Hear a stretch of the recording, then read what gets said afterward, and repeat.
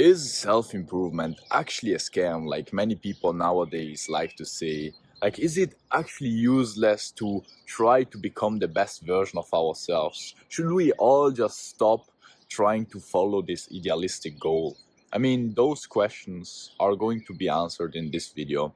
Because just the other day, imagine a friend of mine, knowing that I'm really into self-improvement, sent me a video of a guy basically saying that self-improvement was melting your brain. And there is this trend nowadays of people saying that self-improvement is bullshit, basically, that it is melting your brain, it's toxic. And so could it actually be that they are right? I asked myself.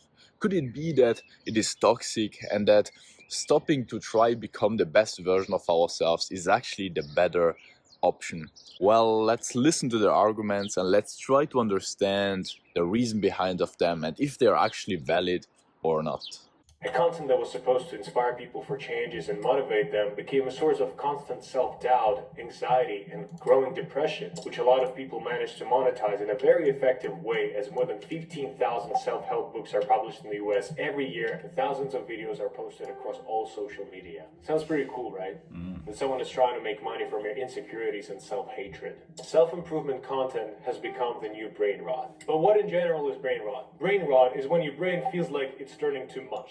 Usually because you've been consuming way too much low-quality, repetitive, or mindless content online. And when people consume too much repetitive self-improvement content, their brain turns into something even worse. It turns into a pile of self-improvement shit. And I've personally experienced that. Every day I wake up, scroll through my feed, and see these Luke Maxing entrepreneurs, jacked, shirtless in their cars, telling me how you should push yourself to unimaginable limits to become this abstract, perfect version of yourself. And these videos make me ask myself, what about me? Why I'm not enough? Why I'm 20 already and I haven't achieved anything? I'm not jacked, I don't have a Luke Maxing face, I don't have a multi-million-dollar business or anything. Fuck this shit. So what Jack is basically telling us in this first 1.5 minutes of video is that when we watch a lot of self-improvement videos, we basically become insecure because we see many of these very successful people, you know, having all those cars and all that money and the girls and being like shredded as fuck and seeming like they're really successful. And so we start feeling insecure, right? Well, guess what? Guess what? That insecurity doesn't come from the content itself. It is inside of us. And it comes because we compare ourselves to others and because we try to accept ourselves based on society. We want to be accepted by others because we don't accept ourselves. And so the thing is that even if there was no self-improvement content, you would be comparing yourself on social media or in the real life anyways. And so it doesn't really change that much. But self-improvement content obviously may trigger that insecurity even more. But it was already inside of you. And so it's not that self-improvement content, at least in my opinion, is the thing making you insecure, but it is the thing triggering your insecurity, which would have happened anyways, even if you were there on social media scrolling on people, showing their cars and their money and their relationships and everything. So comparing to others is the real problem, not self-improvement content. And guess what? Self-improvement itself is the solution to stop comparing yourself to others. It's by reading books that make you understand, or at least that made me understand that, peace didn't come when I was comparing myself to others, but it came when I was accepting myself and comparing myself to my ideal and only do so. That's when I actually stopped comparing myself to others, and that's when I actually start to feel more at peace with myself. So guess what? You would have been comparing yourself anyways, but through self-improvement you can actually stop doing so. So I think this is not a really good argument. Let's get to the second one.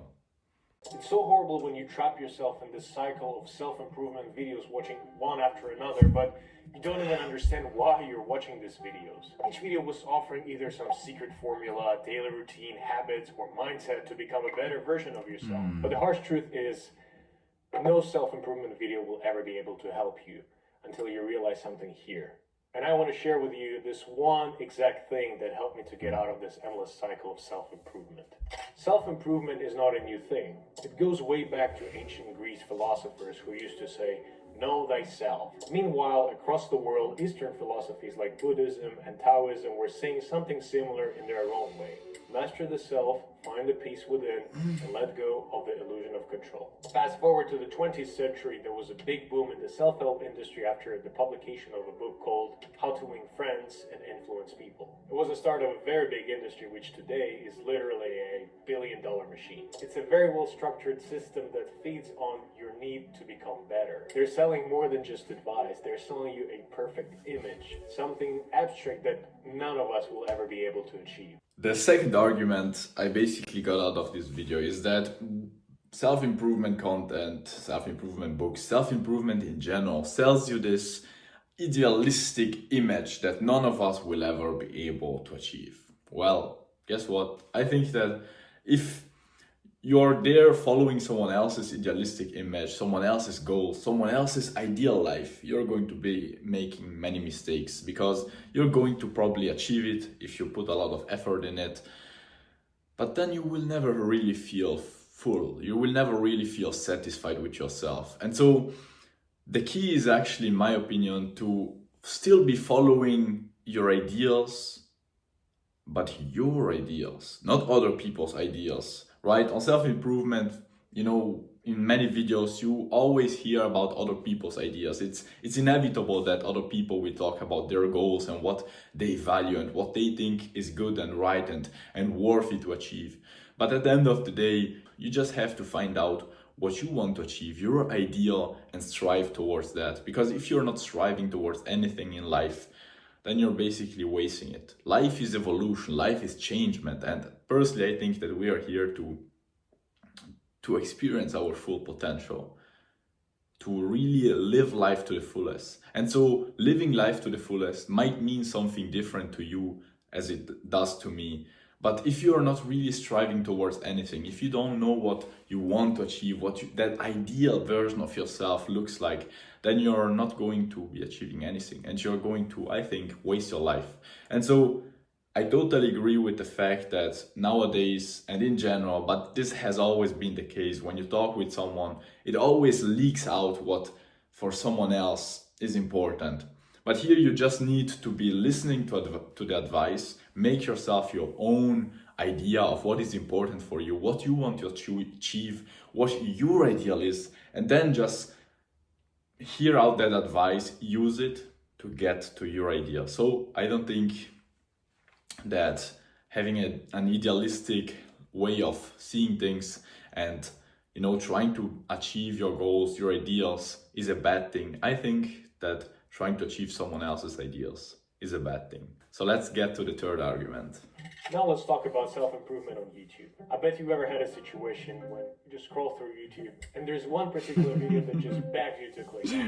Offers you to unlock your life, or these 59 seconds will change your life, or how to reach your true potential, and a lot of other promises. And it feels like these videos aren't helping but rather pushing you. And this thing is called aggressive self-improvement. Creators who make this kind of content deliberately use this negative, brutal language to drive more engagement to their video. The negative framing triggers our negativity bias, making this content more clickable because we are wired to pay attention to shitty things, something bad.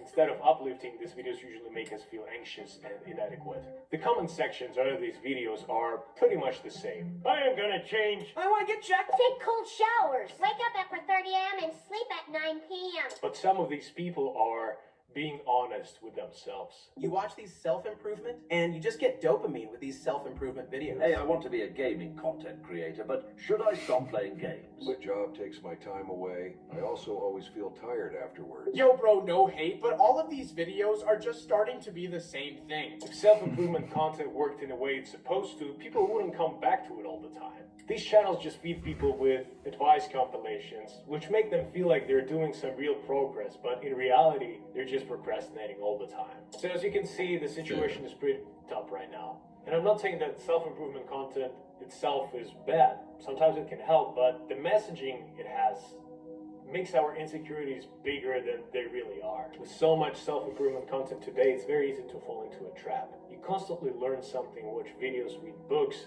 but you're not actually doing anything. It starts to feel like progress, but actually you're just circling around the same ideas over and over. And there is a specific term for that called analysis paralysis. You get stuck thinking, planning, obsessing, with no action. Jack here is making a third argument that when we start watching YouTube video after YouTube video and mindless scroll and just watch videos without really implementing, we are going to fuck up our brain and not really improve and just feel like we are improving, doing mental masturbation, but not really changing anything. And here I totally agree with him. If you just watch videos without implementing, you're not going to improve. Even though I would say that if you had to choose between watching for 1 hour mindlessly without implementing self-improvement content or 1 hour of girls shaking their asses on TikTok, I would be choosing self-improvement content.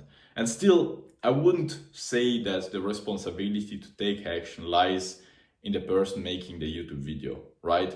I think that we are the ones responsible for our lives. And so if we watch a YouTube video or read a book which actually gives us the solution to problems that we have, then taking the responsibility to take action is actually the key to take action. If you give the person making the video the responsibility and think, oh yeah, because they just want me to click on the next video, so it's them that make me watch the next video, it's not me, I would actually implement, but you know, they make the video so clickbaity and so yeah, it's their fault. You're obviously not going to do anything. And so I wouldn't be giving other people the responsibility for our actions. It's your actions, right? You have the choice between taking action or not.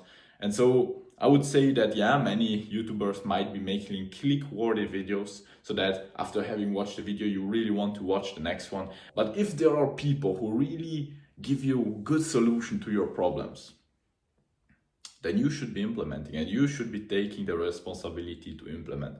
Don't give other people responsibility for your actions. Otherwise, you will be fucking up your life, taking the decision and giving other people responsibility, which in my opinion is not a good argument. So let's get to the fourth one. The biggest problem of people who watch self-improvement content is they don't understand what their problem is. And they consume tons of content and they don't even understand what's the source of their problem. Basically, it's like drinking pills to get rid of symptoms instead of curing the source of the disease.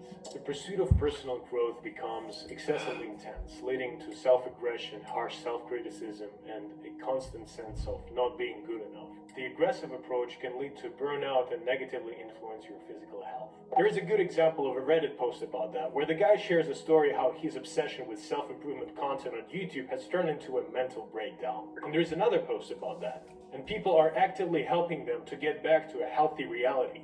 No fucking video that promises you to change your life in 59 seconds is actually decent. For all of us, it takes time and months to understand some important things deeply on a core level. And I don't believe that this guy who made a video about 59 seconds change your life understood these things in 59 seconds. Otherwise, this advice is fucking meaningless. It has no value. What I'm saying is, we need to understand things on our own when it's time for us to understand that. And that's true. There is no perfect time for anything.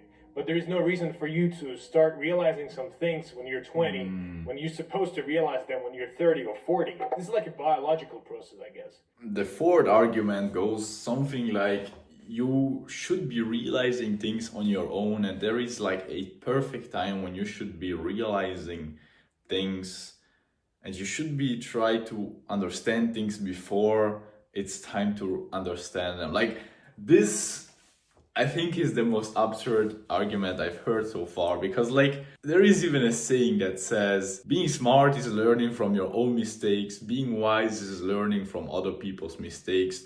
And so there are so many realizations I would have probably never realized, because think about it. Nowadays we have such a crazy advantage. Like I can literally take out a book, you know, like this one, you know, Think and Grow Rich. And here, a guy who basically lived his whole life, he learned from probably tens, hundreds, thousands of people. He got so many realizations also from other people by being around people, and he basically summed them up in a book. And I get the chance to learn all of those things within like a few hours. So why would I be wasting my life going around, you know, and trying to make the realizations on my own when I can actually make them before by learning from other people's mistakes and lessons, from other people's lives. I can basically make thousands and thousands of lives worth of experiences by just getting other people's experiences and realizations summed up together. I don't know if that makes sense to you, but like it's as if I was living more than one life because of how much I can learn from others too. And on top of that, who says when I should be learning something, right? People might learn about meditation or having to be more conscious or like really feel their life when they're in their deathbed and they realize that they have wasted their whole life.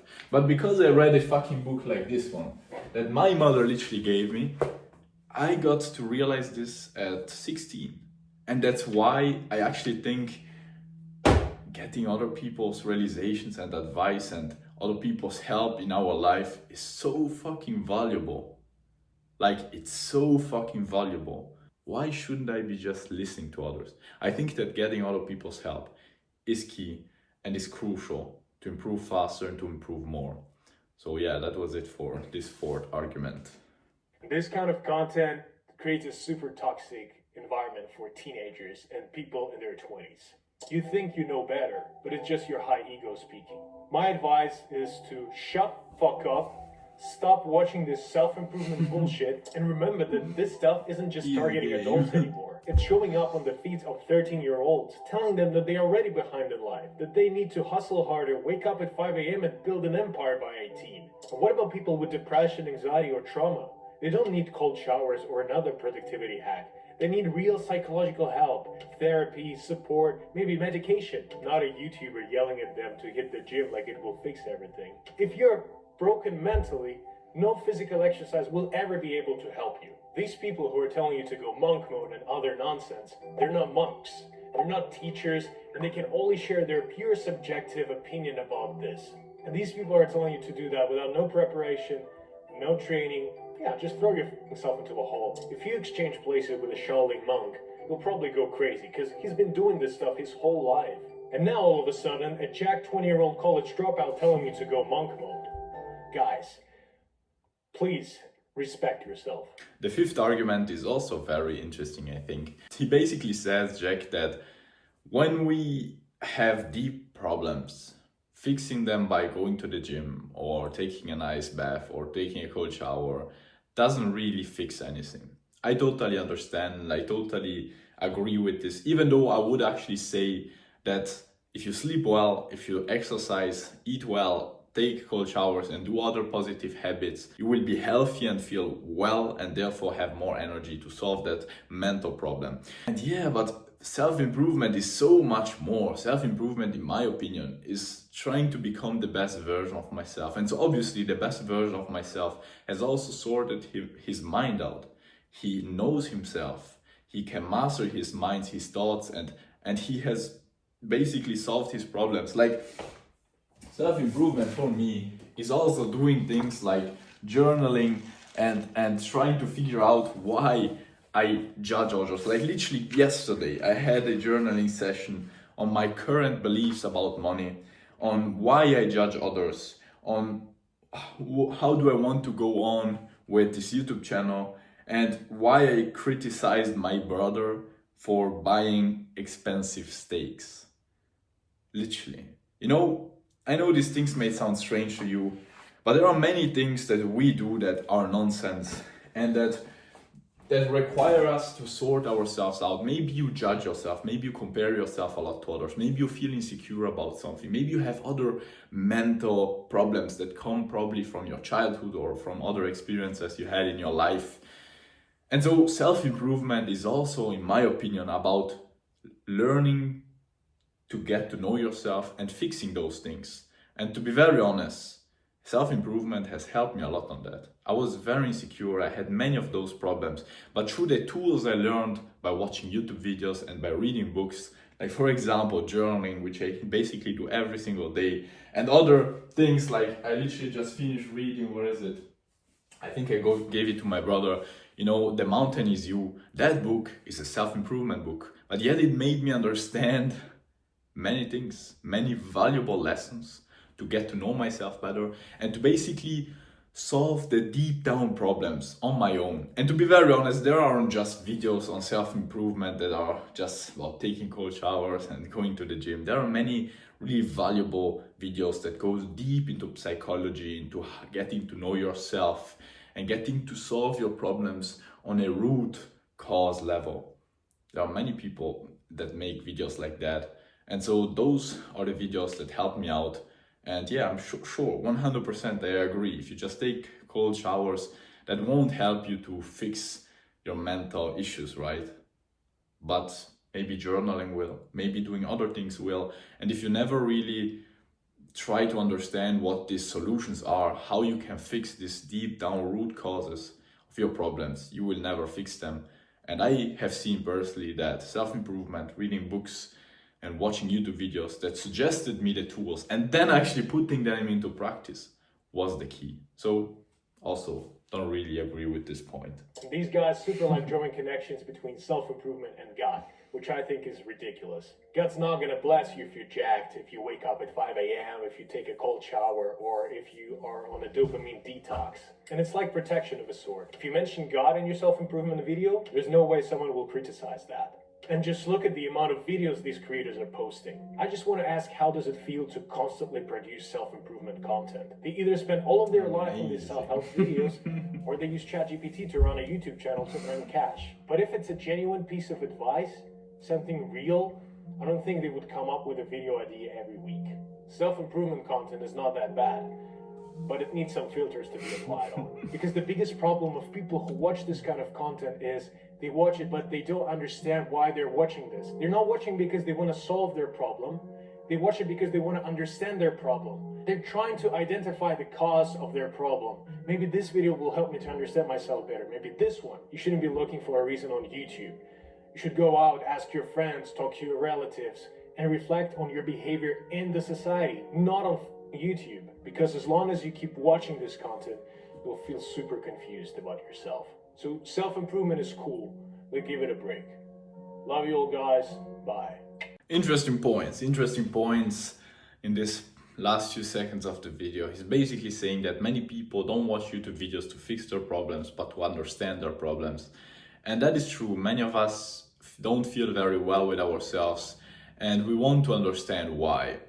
And still, I think that getting other people's opinions, other people's life experiences, other people's stories can help us to understand why we don't feel that well about ourselves. To be very honest, I tried out many things, and many things that actually worked, I learned them by understanding what other people tried, what worked for them, why they didn't feel so well. And so I don't really get so many of these arguments. I mean, why shouldn't I get other people's experiences and other people's stories if I want to understand myself better? Maybe they've done my same experiences and they will help me to understand the problem. That is what happened to me so often, especially if you watch good YouTube videos or if you read good books. Like, for example, the book that I just mentioned earlier, The Mountain Is You, made me understand that all of my problems came from inside, and also how to fix them by journaling in the right way, by trying to understand myself more. There are many books that I have there on my shelf which made me understand many of my problems. Other, like some maybe like health related problems, why I didn't feel so well about something, like why I was not feeling so full of energy and other things. And many other ones made me understand problems that I had in my mind. And so I don't think that self-improvement is there to blame for our problems. It can actually be a great tool to fix them. And I think that, yeah, by trying to understand them, by learning what other people tried, what worked for them, what was the cause of their problems, often makes us understand our own, because we're all very similar and we all have very similar problems. I feel like Jack thinks that most of the self-improvement content are about, you know, trying to take cold showers or go to the gym, but those are just like the small things. Those are not the real internal work. The real internal work is the one that will make you feel at peace with yourself. And that is part of self-improvement, a big part, I would say. Yeah, of people wanting to make money out of it. I mean, people trying to use your insecurities, that's normal. I mean, people selling you a vacuum cleaner are basically selling you it because they used your insecurity of not wanting to live in a dirty space. So when someone has a solution to our problem, I mean, it's totally, I think, legit to try to sell it to us if it is actually helping us. And why should you be feeling insecure about people making money when they help you? I mean, I would be asking myself, why do I not want others to make money if they're actually fucking genuinely giving me 100% genuine help and they're actually improving my life? I mean, I'm 100% alright with the fact that someone writing a banger book will make a few $1 million. That's alright. I mean, great. Like, he fucking is helping me. Why shouldn't I pay him like $15? So yeah, many arguments. I didn't really understand them, but I would be really interested to know what you know and what you think. Let me know in the comments down below. And yeah, I would be really interested to read those comments and to hear also your opinions. Anyways, really hope this video helped you out. If it did and if you liked it, make sure to leave a like and to subscribe. Wish you all the best and see you very soon. Ciao.